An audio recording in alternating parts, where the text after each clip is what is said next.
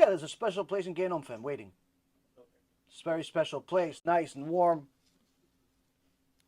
The Gemara says, how big is heaven?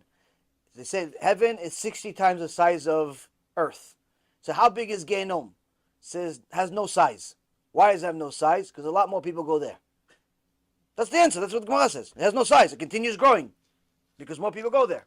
I mean, that's also, you could see logically, more people, the older you get, the more you get to know people, the more you realize that most people are corrupt. So it's not like against our logic. We see it. We see most people are corrupt. Most people are not nice. Most people are, unfortunately, terrible. So it makes rational sense, but needless to say, what's our Torah already was written before we had rational, before we even had a brain. Point being is that when you get closer and closer to the Torah, you start seeing the world clearer, and you start seeing heresy where heresy is, and you're no longer confused. People that are confused when they hear something new from some rabbi, or that said the opposite of what the Torah said, or some friend that said the opposite of what the Torah says, the only reason they get confused is because they still lack knowledge. And I don't mean knowledge of the Torah, they lack knowledge of God. Meaning, HaKadosh Baruch Hu only once in the entire Torah says, believe in me. The rest of the time he says, know me. Know that I am God. Not believe that I am God.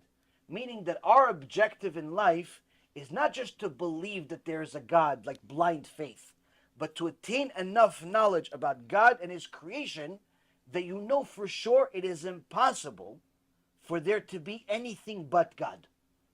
To arrive at a conclusion that's indisputable, that en od milvado, that there's nothing but him. There is no such thing as forces of nature, mother nature, father nature, brother nature, Pikachu, Pokemon, none of that stuff. There's nothing else but him.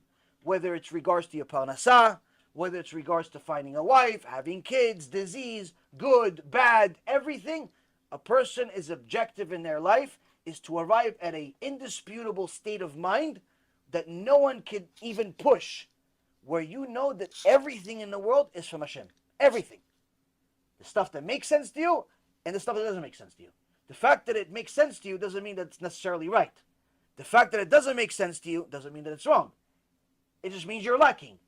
And it's fine that you're lacking. That just makes you human. If you understood Hashem and everything that he does, guess what? You would be Hashem. You cannot understand everything about Hashem without being Hashem. And that's the thing that we have done. We are constantly trying to minimize God to our level. And that's part of the problem.